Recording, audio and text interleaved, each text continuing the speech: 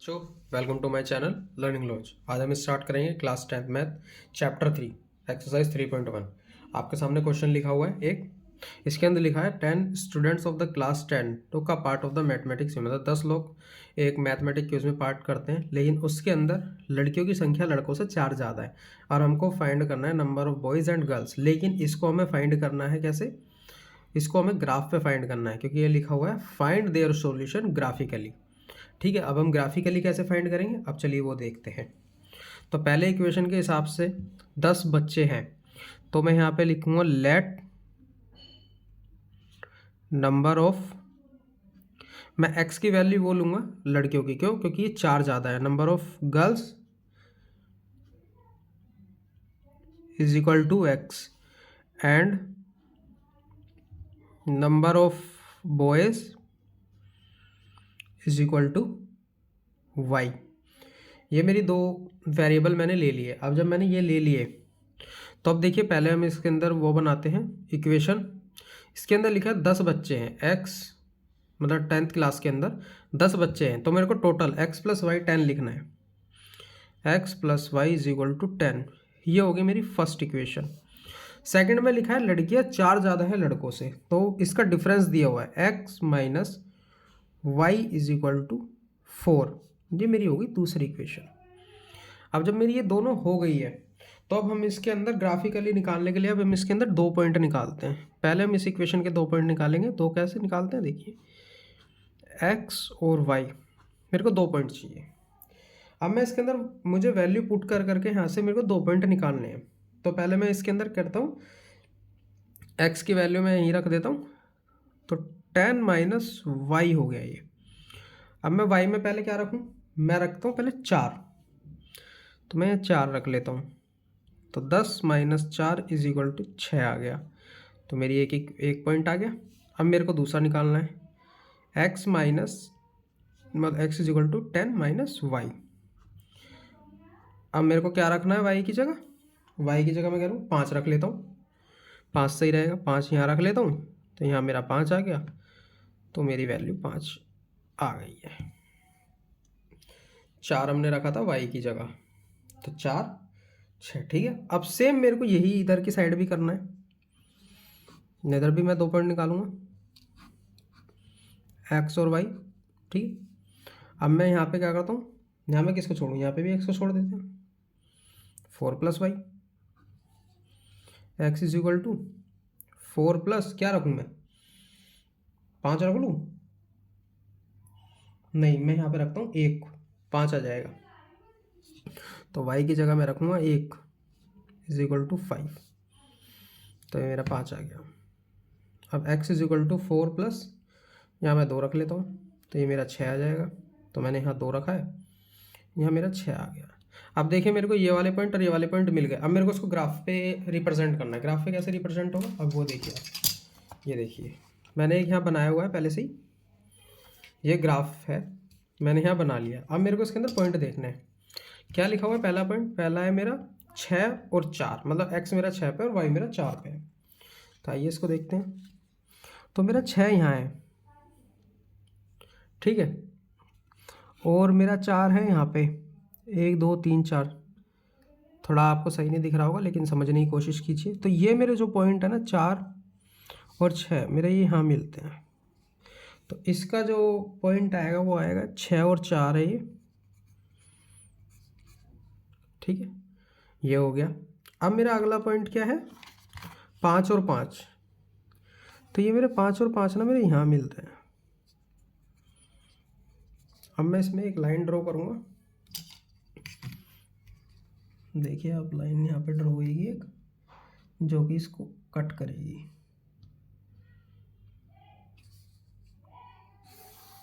तो ये मेरी एक लाइन ड्रॉ हो गई।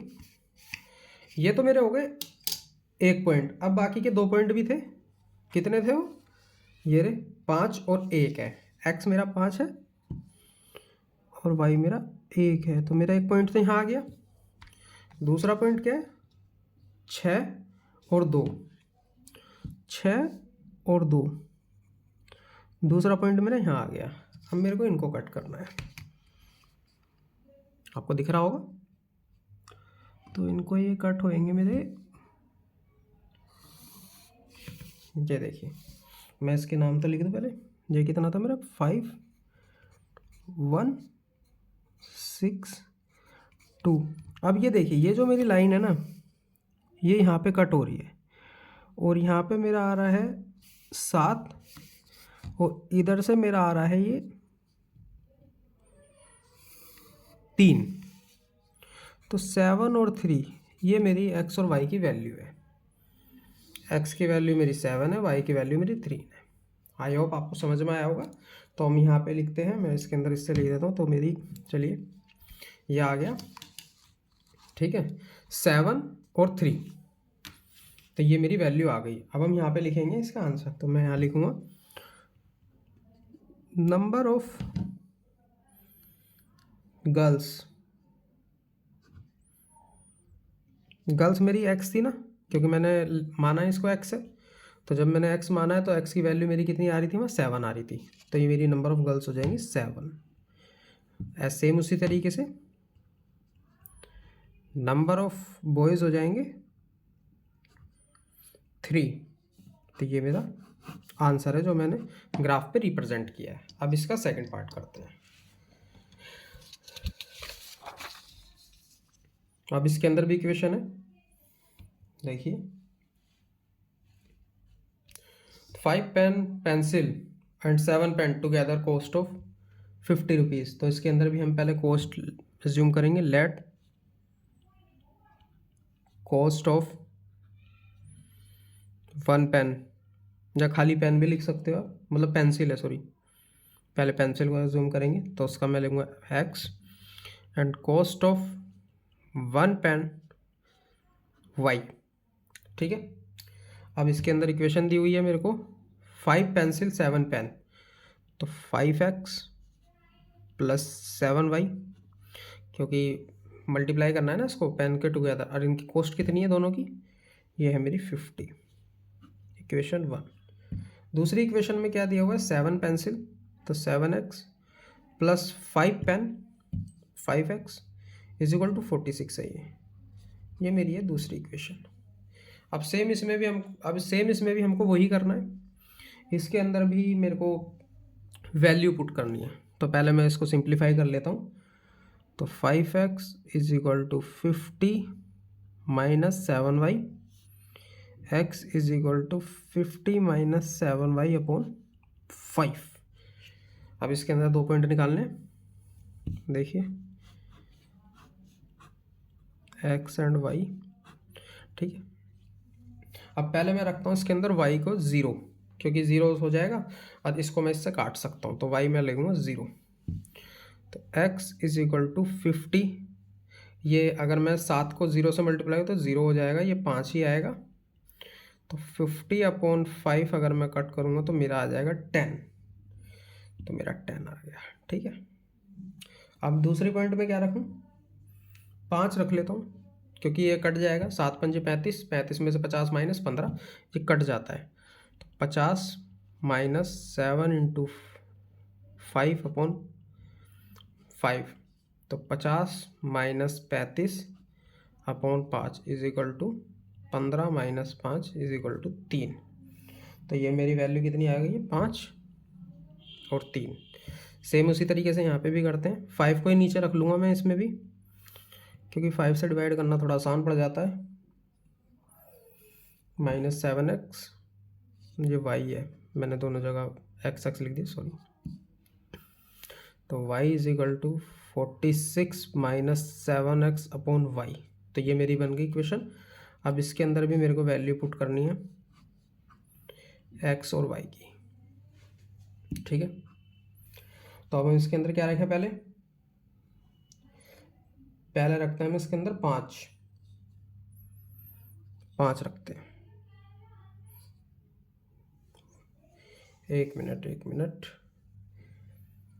5 नहीं, सॉरी, हाँ 5 नहीं आएगा इसमें, सॉरी। ये तो 5 मेरा आंसर आएगा। मुझे यहाँ 3 रखना है, पहले x की जगह मैं 3 रखूँगा। तो y is equal to 46 minus 7 into 3 upon कितना है ये 5, ये 5 है, सॉरी बस गलती ज़्यादा हो रही है। 5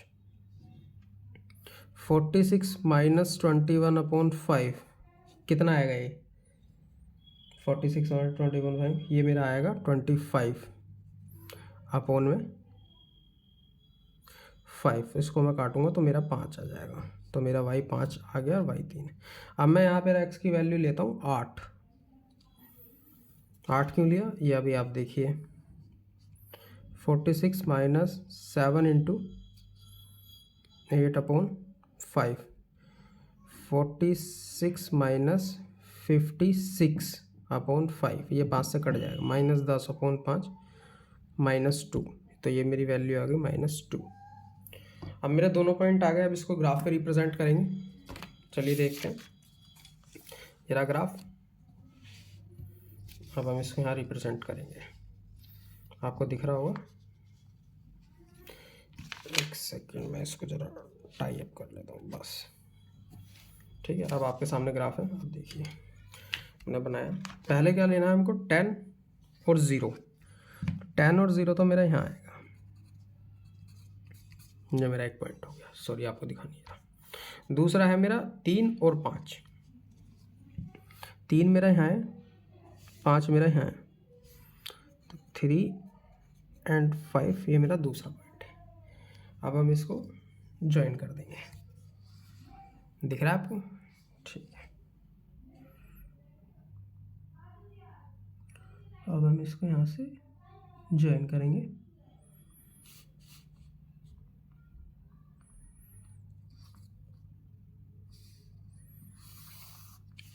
ये मैंने इसको ज्वाइन कर दिया। जब मैंने इसको ज्वाइन कर दिया तो अब अगले पॉइंट लेते हैं। अगला क्या है मेरा? 3 और 5। सेम वही पॉइंट 3 और 5। अगला पॉइंट क्या है मेरा? 8 और -2। 8 और -2। 8 मेरा ये है, -2 मेरा ये है। 8 और -2। अब हम इसको ज्वाइन करेंगे।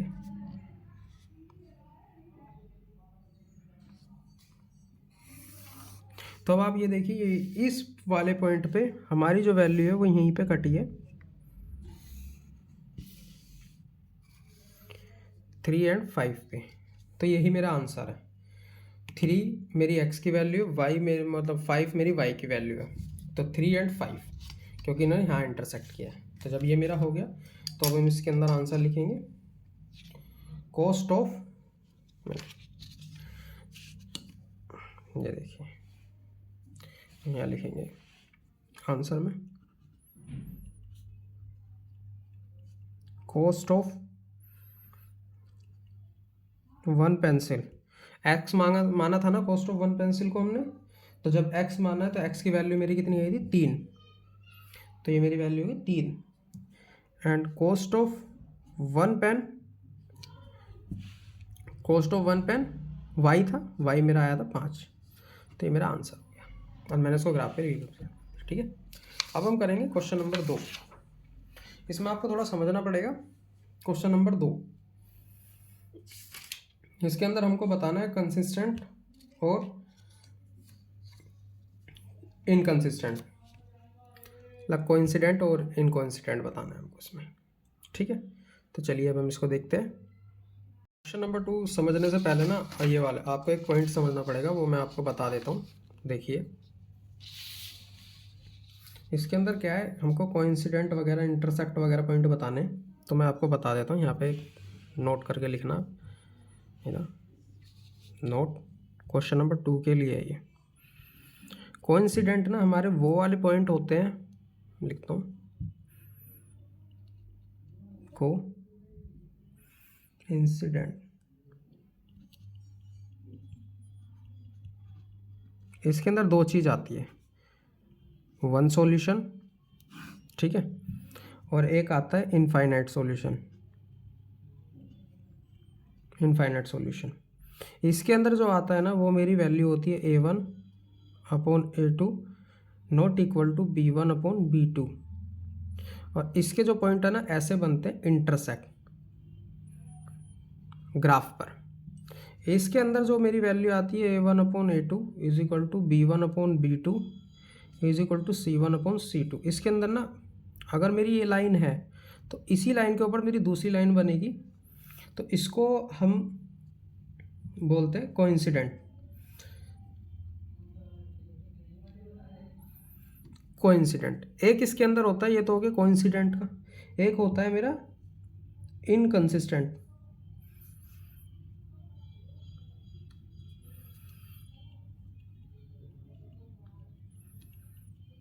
ये कोइंसिडेंट नहीं है, ये कंसिस्टेंट था, सॉरी कोइंसिडेंट मेरा यहाँ पे आएगा।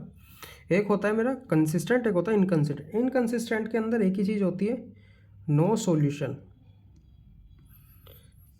इसके अंदर क्या कंडीशन होती है, A1/A2 is equal to B1/B2 not equal to C1/C2। और इसके जो ग्राफ होते हैं वो पैरेलल बनते हैं। तो ये चीज़ आपको ध्यान रखनी है क्वेश्चन करने से पहले। तो आपको समझ में आ गया है। तो अब हम करेंगे क्वेश्चन। पहले हम इसके वो निकालते हैं पॉइंट कैसे निकालने हैं देखिए। पहले मैं इसका A1/A2 निकालूंगा। A1 कितना है मेरा 5/7, ठीक है। अब मैं B1/B2 निकालूंगा। B1 कितना है मेरा -4/6। अब ये देखिए दोनों ही अलग आ रहे हैं, तो जब दोनों अलग आ रहे हैं तो इनका एक ही सॉल्यूशन होगा जो कि इंटरसेक्ट एट अ पॉइंट होगा, क्योंकि मैंने बताया था कि जब नहीं आएगा तो इंटरसेक्ट एट अ पॉइंट होगा। ये देखिए आपको दिखा देता हूँ इंटरसेक्ट। तो इसका जो आंसर आएगा मैं यहाँ लिखता हूँ A1/A2 not equal to B1/B2। तो इसका जो आंसर आएगा one solution intersect at a point. तो ये इसका आंसर है। ऐसे ही अब सेकंड देखेंगे। पहले मैं A1/A2 करता हूँ 9/18 1/2 B1/B2 3/6 इज इक्वल टू 1/2, क्योंकि काटेंगे तो 1/2 आएगा। C1/C2 12/24 is equal to 1/2। अब ये देखिए सारे इक्वल है, सारे इक्वल है तो ये मेरा कोइंसिडेंट है, एक के ऊपर पॉइंट आएंगे। तो मैं यहाँ लिखूँगा A1/A2 B1/B2 C1/C2। तो ये मेरा हो गया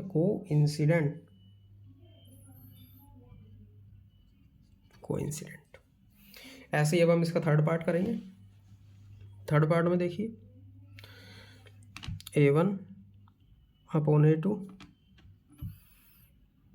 6/2 इज इक्वल टू 3/1 B1/B2 -3 ये y लिखा हुआ है तो ये मेरा 1 ही हो जाएगा, ये इससे कट जाएगा तो ये मेरा 3/1 आ गया। C1/C2 C1 कितना 10/9। तो ये दोनों तो इक्वल है, ये इक्वल नहीं है, तो ये मेरा हो जाएगा पैरेलल लाइंस, क्योंकि इसके अंदर कोई भी सॉल्यूशन नहीं आएगा, ये मेरा पैरेलल लाइन में आ जाएगा। क्योंकि ये जो कंडीशन बन रही है A1/A2 is equal to B1/B2 की आ रही है, और ये इक्वल नहीं है C1/C2, तो इसका कोई सॉल्यूशन नहीं होता। इनके अगर जो ग्राफ पे अगर रिप्रेजेंट करेंगे तो पैरेलल लाइंस आती है, तो इसका आंसर होगा पैरेलल। ठीक है, ये मेरा क्वेश्चन नंबर 2 हो गया। सेम इसी तरीके से क्वेश्चन नंबर 3 है, वो भी देखिए। मेरा क्वेश्चन नंबर 3, इसके अंदर भी हमको वही बताना है, लेकिन इसके अंदर हमको इंटरसेक्टिंग वगैरह नहीं बताना। कोइंसिडेंट और इनकोइंसिडेंट, मतलब कोइंसिडेंट और इनकंसिस्टेंट बताना है। कंसिस्टेंट और इनकंसिस्टेंट। कंसिस्टेंट के अंदर 2 पॉइंट आते हैं जो एक तो इंटरसेक्ट करते हैं, और एक के ऊपर एक लाइन आती है जो कोइंसिडेंट होते हैं। इसके अंदर कोई भी सॉल्यूशन नहीं होता। तो इसके अंदर भी सेम वही चीज़ A1/A2 करेंगे हम। A1/A2 A1 कितना है 3/2, B1/B2 कितना है 2/-3, इक्वल ही नहीं है। तो A1/A2 not equal to B1/B2। तो ये तो मेरा कौन सा हो गया, ये मेरा हो गया कंसिस्टेंट, कंसिस्टेंट। एक तो ये बहुत ही कंफ्यूजिंग वर्ड कंसिस्टेंट, कोइंसिडेंट, तो ये थोड़ा ध्यान रखिएगा। अब हम सेकंड पार्ट देखेंगे। इसके अंदर भी सेम वही चीज़ A1/A2 कितना है 2/4 1/2 B1/B2 -3/-6, तो ये भी मेरा 1/2। C1/C2 कितना है मेरा 8/9, ये मेरा इक्वल नहीं आया। तो जब ये मेरा इक्वल नहीं आया तो मेरा एक इनकंसिस्टेंट है, क्योंकि इसके सॉल्यूशन नहीं निकलेंगे। तो अब इसको लिखते हैं A1/A2 B1/B2 not equal to C1/C2 in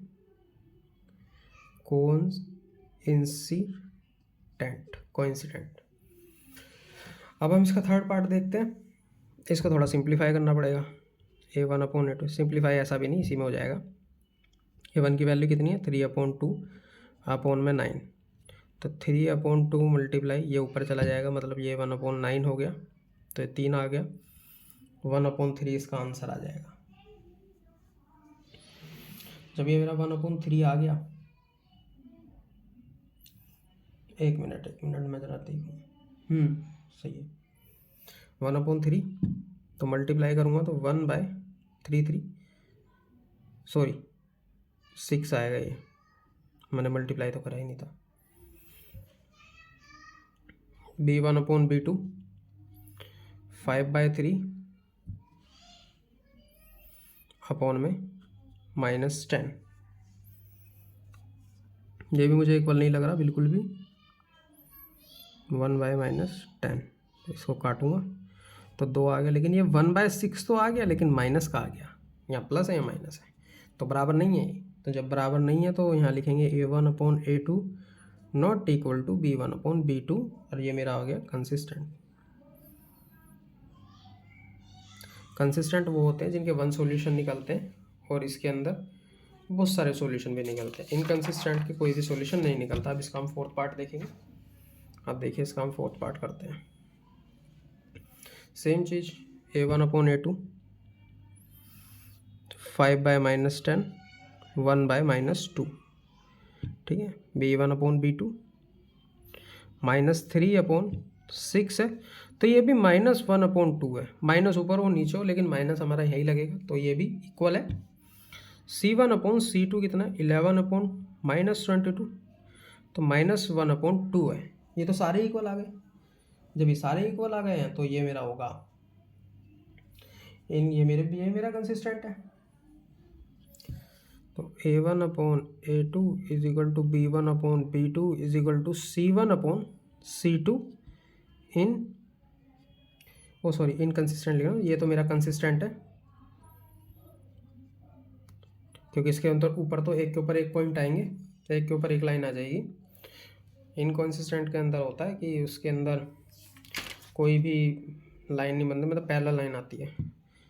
A1/A2 4/3/2, 4/3 multiply 1/2, तो 2/3। B1/B2 ये तो डायरेक्ट दिया हुआ है 2/3। C1/C2 कितना है 8/12, तो ये मेरा 2/3। ये भी मेरे सारे इक्वल है। A1/A2 is equal to B1/B2 is equal to C1/C2, तो ये भी मेरा आंसर आ गया कंसिस्टेंट।